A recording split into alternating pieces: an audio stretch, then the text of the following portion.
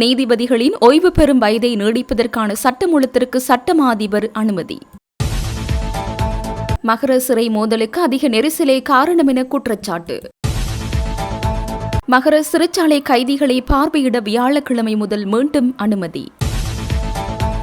மகர சிறை கலவரத்தின் எதிரொலி பலப்படுத்தப்பட்டுள்ள முக்கிய சிறைகளின் பாதுகாப்பு. காலி சிறையிலிருந்து சந்தேக நபர் தப்பியோட்டம், போலீஸ் குழுக்கள் விசேட தேடுதல்.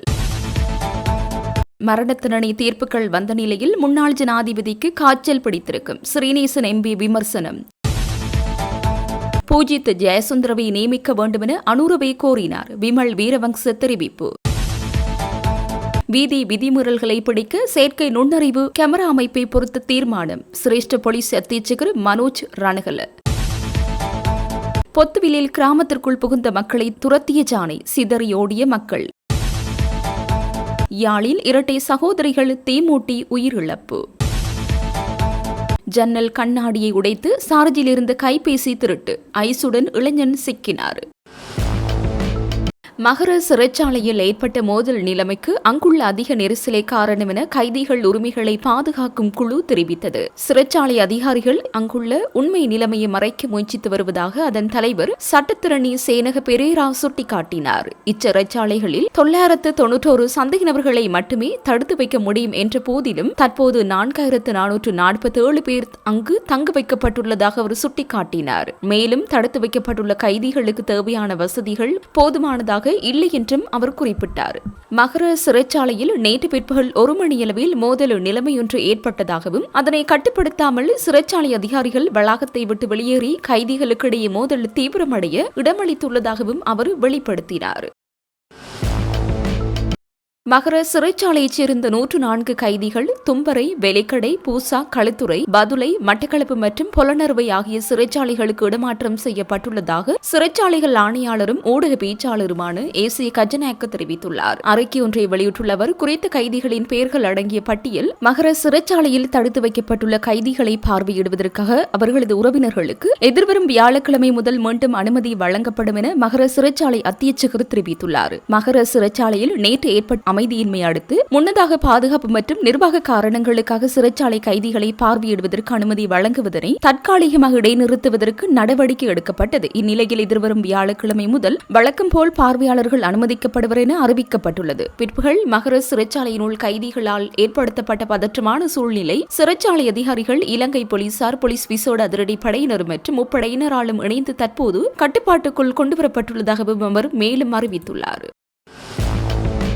மகர சிறைச்சாலையில் ஏற்பட்ட கலவரத்தில் உயிரிழந்த கைதி தொடர்பில் தகவல்கள் வெளியாகியுள்ளன. நேற்று பிற்பகல் கைதிகளுக்கும் சிறைச்சாலை அதிகாரிகளுக்கும் இடையில் ஏற்பட்ட முரண்பாடு காரணமாக மகர சிறைச்சாலையினுள் பதற்ற நிலை ஏற்பட்டதாக தெரிவிக்கப்படுகிறது. நேற்று மாலை சுமார் 4 மணியளவில் ஏற்பட்ட கலவரத்தின் காரணமாக கைதியொருவர் உயிரிழந்துள்ளதுடன் மேலும் பல கைதிகள் காயமடைந்து வைத்தியசாலையில் அனுமதிக்கப்பட்டுள்ளனர். இந்நிலையில் வத்தலை ஹெந்தவல பகுதியைச் சேர்ந்த 33 வயதுடைய கைதியை இவ்வாறு உயிரிழந்துள்ளார். மோட்டார் சைக்கிள் ஒன்றினை திருடிய மற்றும் 20 கிராம் ஐஸ் போதைப் பொருளை தம்பசம் வைத்திருந்தமை ஆகிய குற்றச்சாட்டுகளின் பேரில் காவலில் வைக்கப்பட்டிருந்தார். இதன்போது கைதிகளுக்கும் சிறைச்சாலை அதிகாரிகளுக்கும் இடையே ஏற்பட்ட மோதலில் உயிரிழந்துள்ளார். இதனையடுத்து மகர சிறைச்சாலைக்கு வெளியே பாதுகாப்பு வழங்குவதற்காக போலீஸ் சிறப்பு அதிரடிப்படை மற்றும் ராணுவ அதிகாரிகள் பணியில் ஈடுபடுத்தப்பட்டுள்ளதாக போலீஸ் பிரிவு தெரிவித்துள்ளது. மகர சிறைச்சாலையில் ஏற்பட்ட கலவரம் தற்போது முழுமையாக கட்டுப்பாட்டுக்குள் கொண்டுவரப்பட்டுள்ளதுடன் அனைத்து கைதிகளும் தற்போது அவரவர் சிறைக்கூடங்களில் தடுத்து வைக்கப்பட்டுள்ளனர். இருப்பினும் சிறையில் பாதுகாப்பு மேலும் பலப்படுத்தப்பட்டுள்ளதுடன் சிறைக்கு வெளியே பாதுகாப்பு வழங்குவதற்காக போலீஸ் சிறப்பு அதிரடிப்படை மற்றும் ராணுவ அதிகாரிகள் பணியில் ஈடுபடுத்தப்பட்டுள்ளனர். மகர சிறைச்சாலையில் ஏற்பட்ட கலவரத்தை தொடர்ந்து நாடு முழுவதும் உள்ள சிறைகளில் பாதுகாப்பு பலப்படுத்தப்பட்டுள்ளதாக சிரேஷ்ட பிரதி போலீஸ் மா அதிபர் சஜீவ மெதவத்த தெரிவித்துள்ளார். இன்று மகர சிறையில் நிலவரத்தை ஆய்வு செய்த பின்னர் ஊடகங்களிடம் பேசிய சிரேஷ்ட பிரதி போலீஸ் மா அதிபர், வெலிக்கடை, மெகசின், களுத்துறை மற்றும் நீர்கொழும்பு உள்ளிட்ட அனைத்து முக்கிய சிறைகளின் பாதுகாப்பிற்கும் சிறப்பு கவனம் செலுத்தப்பட்டுள்ளதாக தெரிவித்தார். கலவரத்தின் போது ஏராளமான கைதிகள் சிறை சொத்துக்களுக்கு பெரும் சேதத்தை ஏற்படுத்தியதாக சிரேஷ்ட பிரதி போலீஸ் மா அதிபர் மேலும் குறிப்பிட்டார். இருப்பினும் இன்று காலைக்குள் சிறைகள் திணைக்களம், இலங்கை போலீஸ், விசேட செயலணி, இலங்கை விமானப்படை மற்றும் இலங்கை கடற்படை ஆகியவற்றின் கூட்டு முயற்சிகளின் மூலம் நிலைமை கட்டுப்பாட்டுக்குள் கொண்டுவரப்பட்டது. அடுத்த சில மணி நேரங்களில் சிறையை முழுமையாக பாதுகாக்கவும் அவ்விடத்தில் இயல்பு நிலைமையை மீட்டெடுக்கவும் அதிகாரிகள் பணியாற்றி வருவதாக தெரிவித்தார். நீதிபதிகளின் ஓய்வு பெறும் வயதை நீட்டிப்பதற்காக தயாரிக்கப்பட்ட சட்டமூலத்திற்கு சட்டமா அதிபரின் அனுமதி கிடைத்துள்ளது. குறிப்பிட்ட சட்டமூலம் தொடர்பிலான சட்டப்பூர்வ விளக்கமளிப்பு நீதியமைச்சருக்கு வழங்கப்பட்டுள்ளதாக சட்டமா அதிபர் திணைக்களம் தெரிவித்துள்ளது. இதற்கமைய நீதியமைச்சரால் குறித்த சட்டமூலம் தயாரிக்கப்பட்டு வர்த்தமானி மூலம் வெளியிடப்பட உள்ளது. நீதிபதிகளின் ஓய்வு பெறும் வயதை 2 வருடங்களால் நீடிப்பதற்கான முன்மொழிவு ஒன்று அண்மையில் நீதியமைச்சரால் அமைச்சரவையில் சமர்ப்பிக்கப்பட்டிருந்த நிலையில் அதற்கு அமைச்சரவை அங்கீகாரம் அளித்திருந்தது. தற்போது நாடு முழுவதும் உள்ள நீதிமன்றங்களில் 11 லட்சத்திற்கும் அதிகமான வழக்குகள் தேங்கிக் கிடப்பதால் அவ்வழக்குகளை விரைவாக விசாரித்து முடிப்பதே இத்தீர்மானத்தின் நோக்கமாகும் என அரசாங்கம் தெரிவித்துள்ளது.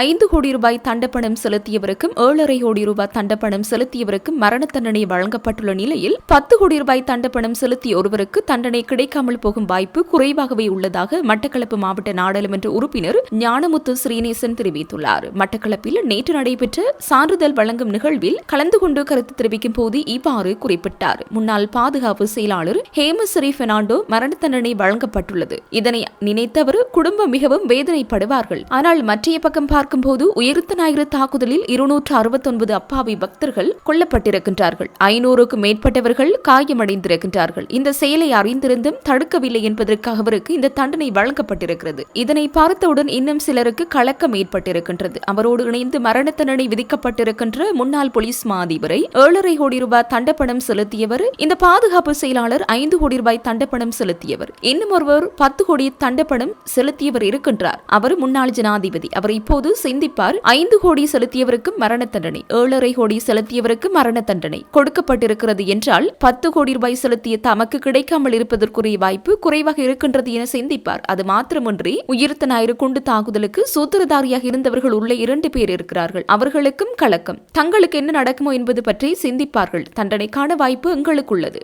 இதற்கு மேலதிகமாக இதனை இயக்கிய ஒரு சூத்திரதாரியான முன்னாள் ஜனாதிபதி ஒருவரும் இருக்கின்றார். அவருக்கு இப்போது காய்ச்சல் பிடித்திருக்கும். ஏனையவர்களுக்கு இவ்வாறான தண்டனை என்றால் தமக்கு கிடைக்கக்கூடிய வாய்ப்பு இருக்கிறது என்று அவர் சிந்திப்பார் என அவர் இதன்போது தெரிவித்தார்.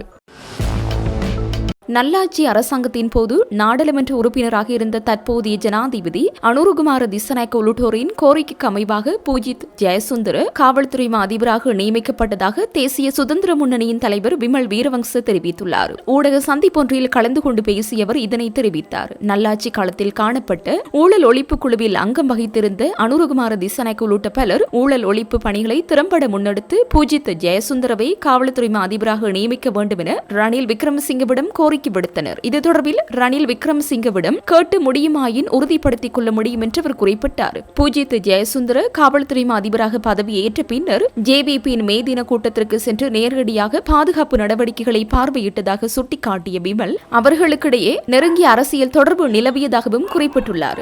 தேசிய மக்கள் சக்தியின் தேர்தல் மேடைகளில் ஏறி பிரச்சாரம் செய்ததன் மூலம் ஷானி அபேசகர மற்றும் ரவி செனவரத்ன ஆகியோருக்கு பூரண அரசியல் பாதுகாப்பு கிடைத்துள்ளது. எனினும் பூஜித் ஜெயசுந்தர அவ்வாறான செயற்பாடுகளில் ஈடுபடாததால் அத்தகைய பாதுகாப்பு எதுவுமே அவருக்கு கிடைக்கவில்லை என்று அவர் மேலும் சுட்டிக்காட்டினார். மோட்டார் வாகன விபத்துகளை தடுப்பதற்கும் சாரதிகளால் மேற்கொள்ளப்படும் விதிமீறல்களை கண்டறிவதற்கும் செயற்கை நுண்ணறிவு தொழில்நுட்பத்துடன் கூடிய நவீன கேமரா அமைப்பை பொருத்துவதற்கு தீர்மானிக்கப்பட்டுள்ளது என்று வீதி போக்குவரத்து கட்டுப்பாடு மற்றும் வீதி பாதுகாப்பு பிரிவு பணிப்பாளர் சிரேஷ்ட போலீஸ் அத்தியட்சகர் மனோஜ் ரணகல தெரிவித்துள்ளார்.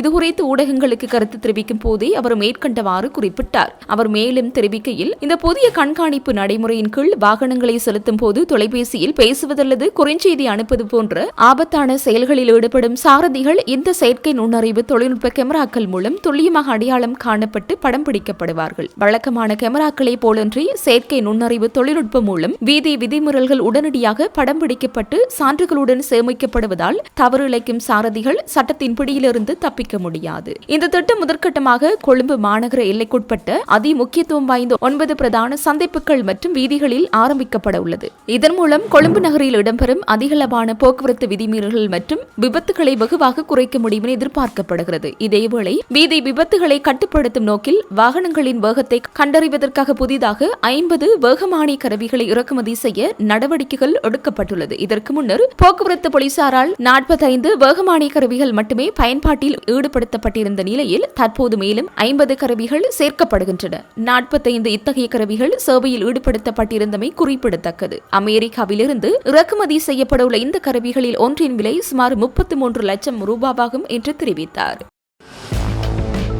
காலி சிறைச்சாலையில் தடுத்து வைக்கப்பட்டிருந்த சந்தேக நபர் ஒருவர் இன்று அதிகாலை சிறைச்சாலையிலிருந்து தப்பிச் சென்றுள்ளதாக சிறைச்சாலை அத்தியட்சகர் அலுவலகம் தெரிவித்துள்ளது. அம்பலாங்கொடை, குலிகொட, கலகொட பகுதியைச் சேர்ந்த சந்தேக நபர் ஒருவரை இவ்வாறு தப்பிச் சென்றுள்ளதாக சிறைச்சாலை நிர்வாகம் குறிப்பிட்டுள்ளது. வீடு உடைப்பு மற்றும் திருட்டு குற்றச்சாட்டுகள் தொடர்பில் பலப்பட்டிய நீதவான் நீதிமன்றத்தில் நிலுவையில் உள்ள 4 வழக்குகளுக்காக குறித்த நபர் கடந்த ஜூன் மாதம் 22ஆம் தேதி முதல் விளக்கமறியலில் வைக்கப்பட்டிருந்தார். இன்று காலை கைதிகளின் எண்ணிக்கை மற்றும் விவரங்கள் பரிசோதிக்கப்பட்ட போது குறித்த சந்தேக நபர் சிறைச்சாலையின் பாதுகாப்பு மதிலில் ஏறி தப்பிச் சென்றுள்ளமை தெரிய வந்துள்ளது. மேலும் இவர் இதற்கு முன்னரும் அங்குணகொள பெலச சிறைச்சாலையில் தடுத்து வைக்கப்பட்டிருந்த போது மதில் மீது ஏறி தப்பிச் சென்றவர் என விசாரணைகளில் தெரிய வந்துள்ளது. தப்பிச் சென்ற சந்தேக நபரை மீண்டும் கைது செய்வதற்காக பல போலீஸ் குழுக்கள் விசேட தேடுதல் நடவடிக்கையில் ஈடுபடுத்தப்பட்டுள்ளதாக தெரிவிக்கப்படுகிறது. யாழ்ப்பாணம் சுன்னாகம் போலீஸ் பிரிவுக்குட்பட்ட புன்னாலை கட்டுவன் பகுதியில் 18 வயதுடைய இரட்டை சகோதரிகள் இருவர் தீமூட்டி உயிரிழந்துள்ளனர். நேற்று வீட்டில் யாரும் இல்லாத சந்தர்ப்பத்தில் குறித்த இருவரும் தமக்கு தாமே தீமூட்டியதாக தெரிவிக்கப்படுகிறது. இதனையடுத்து அவர்கள் மீட்கப்பட்டு தெல்லிப்பளை ஆதார வைத்தியசாலையில் சிகிச்சைக்காக அனுமதிக்கப்பட்டனர். எனினும் சிகிச்சை பலனின்றி இன்று அதிகாலை இருவரும் உயிரிழந்துள்ளனர். வாழ்வதற்கு விருப்பமில்லாத காரணத்தினால் இந்த முடிவை எடுத்ததாக உயிரிழப்பதற்கு முன்னர் அவர்கள் வாக்குமூலம் வழங்கியதாக தெரிவிக்கப்படுகிறது. சம்பவம் தொடர்பில் சுன்னாகம் போலீசார் மேலதிக விசாரணைகளை முன்னெடுத்து வருகின்றனர். அம்பாறை மாவட்டத்தின் உட்கட்டமைப்பு வசதிகளை மேம்படுத்துவதற்காக அருகம்குடா சன்செட் வியூ பகுதியை அபிவிருத்தி செய்ய 177 மில்லியன் ரூபாய் ஒதுக்கப்பட்டுள்ளதுடன் கைவிடப்பட்ட நிலையில் உள்ள அரசாங்க ஓய்வு விடுதிகளை அரசு தனியார் பங்களிப்புடன் சுற்றுலா விடுதிகளாக நடத்தி செல்வதற்கும் தீர்மானிக்கப்பட்டுள்ளது. அத்துடன் கிழக்கு மாகாணத்தில் காணி பிரச்சினைகளை தீர்ப்பதற்கும் கடற்கரை பகுதியில் சட்டவிரோதமாக கையகப்படுத்தப்பட்டுள்ள காணிகளை விடுவித்து அபிவிருத்தி பணிகளுக்கும் பயன்படுத்துவதற்கும் விசேட அமைச்சரவை குழு ஒன்று நியமிக்கப்பட்டுள்ளது. அம்பாறை மாவட்டத்தின் சுற்றுலா துறையில் நிலவும் பிரச்சினைகளுக்கு தீர்வு காண்பது மற்றும் வெளிநாட்டு வேலைவாய்ப்பு துறைக்கு அதிகளவான திறனுள்ள பணியாளர்களை உருவாக்குவது தொடர்பான விசேட கலந்துரையாடல் ஒன்று நேற்று அம்பாறை மாவட்ட செயலகத்தில் வெளிநாட்டு அலுவல்கள், வெளிநாட்டு வேலைவாய்ப்பு மற்றும் சுற்றுலாத்துறை அமைச்சர் விஜித் ஹேரத் தலைமையில் நடைபெற்றது. ஆண்டுக்கு 5 மில்லியன் சுற்றுலா பயணிகளை இருக்கும் இலக்கை அடைவதை இலகுபடுத்துவதற்காக அமைச்சினூடாக நிதி ஒதுக்கும் தற்போதைய நடைமுறைக்கு பதிலாக 2027ஆம் ஆண்டு முதல் நிதி அமைச்சினூடாக நேரடியாக மாவட்டத்திற்கு நிதியை ஒதுக்குவதற்கு தீர்மானிக்கப்பட்டுள்ளதாக அமைச்சர் விஜித் ஹேரத் இதன்போது தெரிவித்தார். அத்துடன் மாவட்ட மட்டத்தில் சுற்றுலாத்துறை சார்ந்த பிரச்சினைகளுக்கு விரைவாக தீர்வு காண்பதற்காக மாவட்ட செயலாளரின் தலைமையில் சம்பந்தப்பட்ட அரசு நிறுவனங்கள், வனஜீவராசிகள் திணைக்களம், தொல்பொருள் திணைக்களம் மற்றும் போலீசாரை உள்ளடக்கிய உபகுழு ஒன்றை நியமித்து 2 மாதங்களுக்கு ஒருமுறை கூட்டுமாறு அறிவுறுத்தல் வழங்கப்பட்டுள்ளது. மாவட்டத்தின் உட்கட்டமைப்பு வசதிகளை மேம்படுத்துவதற்காக அருகம்பை சன்செட் வியூ பகுதியை அபிவிருத்தி செய்ய 173 மில்லியன் ரூபாய் ஒதுக்கப்பட்டுள்ளதுடன் கைவிடப்பட்ட நிலையில் உள்ள அரசாங்க ஓய்வு விடுதிகளை அரசு தனியார் பங்களிப்புடன் சுற்றுலா விடுதிகளாக நடாத்தி செல்வதற்கும் இதன்போது தீர்மானிக்கப்பட்டது. இது தவிர கிழக்கு மாகாணத்தில் காணி பிரச்சினைகளை தீர்ப்பதற்கும் கடற்கரை பகுதியில் சட்டவிரோதமாக கையகப்படுத்தப்பட்டுள்ள காணிகளை விடுவித்து அபிவிருத்தி பணிகளுக்கு பயன்படுத்துவதற்கும் விசேட அமைச்சரவை குழு ஒன்று நியமிக்கப்பட்டுள்ளது. வெளிநாட்டு வேலைவாய்ப்பு மற்றும் மனிதவள மேம்பாட்டிற்காக அம்பாறை மாவட்டத்திலிருந்து வெளிநாடு செல்லும் பணியாளர்களின் பயிற்சிகளுக்காக வெளிநாட்டு வேலைவாய்ப்பு பணியத்தின் பிராந்திய அலுவலகம் ஒன்றை அடுத்த ஆண்டில் அம்பாறையில் அமைப்பதற்கும் நிதி ஒதுக்கீடுகள் செய்யப்பட்டுள்ளன. மேலும் இலங்கை ஹோட்டல், பாடசாலை மற்றும் சமுர்த்தி அமைச்சு இணைந்து குறைந்த வருமானம் பெறும் குடும்பங்களைச் சேர்ந்த இளைஞர் யுவதிகளுக்கு இலவச சுற்றுலா பாடநெறிகளை வழங்கி வேலைவாய்ப்புகளை வழங்கும் திட்டத்தை அம்பாறையிலிருந்து ஆரம்பிப்பதற்கும் ஏற்பாடுகள் செய்யப்பட்டுள்ளன. அசுஸ்ம நலன்புரி திட்டத்தில் இடம்பெற்ற ஊழல் மோசடி தொடர்பில் நோர்வோட் பிரதேச செயலகத்தில் பணியாற்றி வந்த நிலையில் கைது செய்யப்பட்ட 2 பெண் உத்தியோகத்தர்களையும் எதிர்வரும் 4ஆம் தேதி வரை விளக்கமறியலில் வைக்குமாறு ஹட்டன் நீதிமன்ற பதில் நீதவான் உத்தரவிட்டுள்ளார். குறித்த சந்தேக நபர்கள் இன்று காலை ஹட்டன் நீதிமன்ற பதில் நீதவான் நாராயணன் பார்த்திபன் முன்னிலையில் ஆஜர்படுத்தப்பட்ட போதே இந்த உத்தரவு பிறப்பிக்கப்பட்டது. பொருளாதார ரீதியாக பாதிக்கப்பட்ட குடும்பங்களுக்கு வழங்கப்படும் அஸ்வஸ்ம கொடுப்பனவுகளில் ஊழல் மற்றும் மோசடிகள் இடம்பெற்றுள்ளதாக கிடைத்த பல முறைப்பாடுகள் அடிப்படையில் இந்நடவடிக்கை எடுக்கப்பட்டுள்ளது. கைது செய்யப்பட்ட 33 மற்றும் 30 வயதுடைய பெண் உத்தியோகத்தர்களும் 2025ஆம் ஆண்டு முதல் இதுவரை 29,89,500 கோடி ரூபாய் மோசடி செய்துள்ளமை ஆரம்பகட்ட விசாரணைகளில் இருந்து தெரிய வந்துள்ளது. நோர்வோட் பிரதேச செயலகத்தில் முக்கிய பொறுப்புகளில் பணியாற்றிய இவ்விரு அரசு ஊழியர்களுக்கும் எதிராக தொடர்ச்சியாக கிடைத்த முறைப்பாடுகளின் அடிப்படையில் நுவரெலியா மாவட்ட செயலாளர் துஷாரி தென்னகோனின் நேரடி அறிவுறுத்தலின் பேரில் உள்ளக விசாரணைகள் ஆரம்பிக்கப்பட்டன.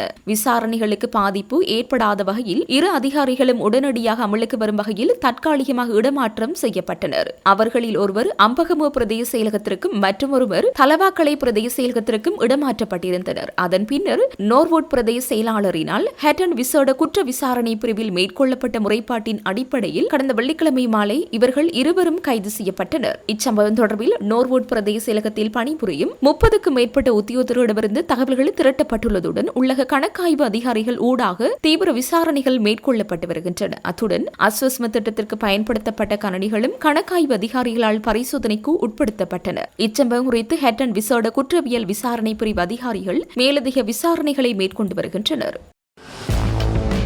காலி மாவட்டத்தின் இந்துருவ பகுதியில் அமைந்துள்ள சுற்றுலா விடுதியொன்றின் பின்புற கடற்கரையில் வெள்ளை நிற சரக்கு கொள்கலன் ஒன்று இன்று காலை கரையொதுங்கியுள்ளது. நேற்று கொழும்புக்கு அருகிலுள்ள கடற்பரப்பில் வர்த்தக கப்பல் ஒன்றிலிருந்து கடலில் விழுந்ததாக கூறப்படும் வெற்று சரக்கு கொள்கலனில் இதுவும் ஒன்றாக இருக்கலாம் என சந்தேகிக்கப்படுகின்றது. சம்பவம் தொடர்பாக கொஸ்கொட போலீசார் கடல்சார் அதிகாரிகளுக்கு தகவல் வழங்கியுள்ளதுடன் கரையொதுங்கிய கொள்கலன் குறித்து மேலதிக விசாரணைகளும் முன்னெடுக்கப்பட்டு வருகின்றன. இதேவேளை கொழும்பு துறைமுகத்திலிருந்து மேற்கே சுமார் 17 கடல் மைல் தொலைவில் பயணி வர்த்தக கப்பல் ஒன்றிலிருந்து 17 காலி சரக்கு கொள்கலன்கள் கடலில் விழுந்துள்ளதாக மீன்வள மற்றும் நீர்வள திணைக்களம் நேற்று எச்சரிக்கை விடுத்திருந்தது. தற்போதைய கடல் நீரோட்டத்தின் வேகம் மற்றும் திசை காரணமாக கடலில் மிதக்கும் இந்த கொள்கலன்கள் நீர்கொழும்பு வழியாக பேருவளை முதல் புத்தளம் வரையிலான கடற்கரை பகுதிகளை நோக்கி அடித்துச் செல்லப்படலாம் என்றும் திணைக்களம் தெரிவித்துள்ளது. இதனால் குறித்த கடற்பரப்பில் இயங்கும் பல நாள் மீன்பிடி படகுகள் மற்றும் சிறியளவிலான மீன்பிடி படகுகள் கடலில் பயணிக்கும் போது மிகுந்த அவதானத்துடன் செயற்படுமாறும் மிதக்கும் கொள்கலன்களால்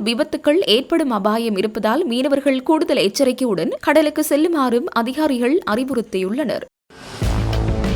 திருகோணமலை மாவட்டத்தின் திருகோணமலை வலயக்கல்வி பிரிவுக்குட்பட்ட தம்பலகாமம் தி ஆதிகோணேஸ்வர மகா வித்தியாலயத்தில் இடிந்து விழும் நிலையில் வகுப்பறை கட்டடம் காணப்படுவதால் மாணவர்கள் மற்றும் ஆசிரியர்கள் இதன் மூலம் பெரும் சிரமத்தை எதிர்நோக்கி வருகின்றனர். இக்கட்டடத்தின் ஒரு பகுதி ஏற்கனவே குடை சாய்ந்து காணப்படுகின்றது. இவ்வாறான நிலையில் இதுகுறித்து உரிய கல்வித்துறை சார் உயர் அதிகாரிகளுக்கு அறிவித்தும் எவ்வித நடவடிக்கையும் எடுக்கவில்லை என பழைய மாணவர் மற்றும் பெற்றோர்கள் கவலை தெரிவிக்கின்றனர். இக்கட்டடம் இடிந்து விழும் நிலையில் உள்ளதால் பெரும் அச்சத்துடனே அருகாமையில் உள்ள மாணவர்களும் கற்றல் நடவடிக்கைகளில் ஈடுபட வேண்டியுள்ளதாகவும் தெரிவிக்கின்றனர். குறித்த பாடசாலையில் பல நூற்றுக்கணக்கான மாணவர்கள் கல்வி கற்று வருவதுடன் தரம் 1 தொடக்கம் உயர்தரம் வரை இங்கு காணப்படுகிறது. எனவே கல்வியின் முக்கியத்துவத்தை உணர்ந்து பாடசாலை மாணவர்களின் நலனை கொண்டு குறித்த கட்டடத்தை திருத்தி அமைத்தாவது தருமாறும் உரிய தரப்புகளுக்கு பெற்றோர்கள் கோரிக்கை விடுக்கின்றனர்.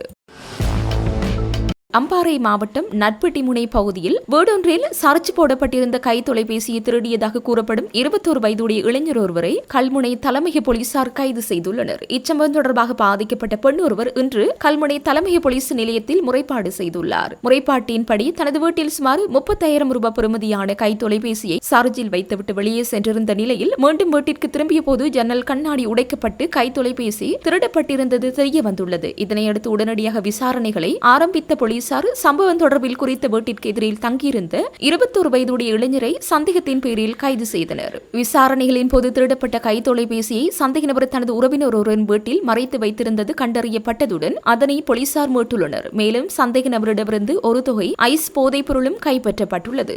ஆரம்பகட்ட விசாரணைகளில் கைதான நபர் போதைப் பொருளுக்கு தீவிரமாக அடிமையானவர் என்பதுடன் கல்முனை தலைமைய போலீஸ் நிலையத்தில் மட்டும் அவருக்கு எதிராக 7 குற்றச்சாட்டுகளும் நிலுவையில் உள்ளதாக கண்டறியப்பட்டுள்ளது. கைது செய்யப்பட்ட சந்தேக நபரை சட்ட நடவடிக்கைகளுக்காக கல்முனை நீதிவான் நீதிமன்றத்தில் ஆஜர்படுத்துவதற்கான நடவடிக்கைகளை போலீசார் மேற்கொண்டு வருகின்றனர்.